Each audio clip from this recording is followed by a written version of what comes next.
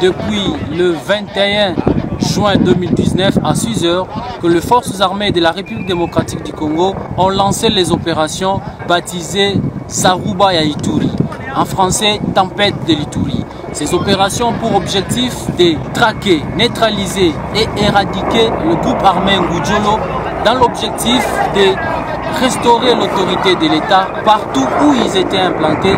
L'objectif est de déloger tous ceux hors la loi afin que l'autorité de l'État puisse être établie dans les territoires de Djougou et Mayagi. Nous avons identifié ces hors-la-loi grâce à la présence du chef d'état-major général adjoint chargé des opérations et renseignements, le lieutenant-général Amici Kumba Gabriel.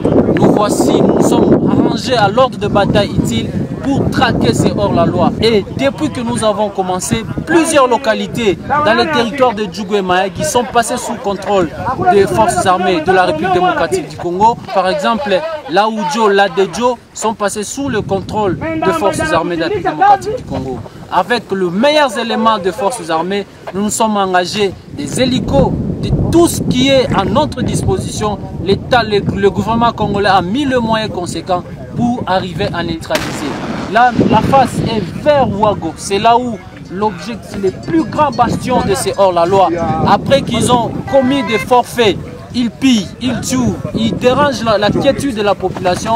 C'est là où, vers la Oudjo, et avec le soutien de nos partenaires, la MONUSCO, nous avons pu arriver jusqu'à Niolo. Mais l'objectif suprême, c'est quoi? C'est aller déloger tous ces hors-la-loi. Jusque-là, les forces armées poursuivent ces opérations avec puissance, motivation pour l'intérêt supérieur de la nation. C'est depuis Bloukwa, lieutenant Jules Ngongo pour le compte du service de communication et d'information des forces armées.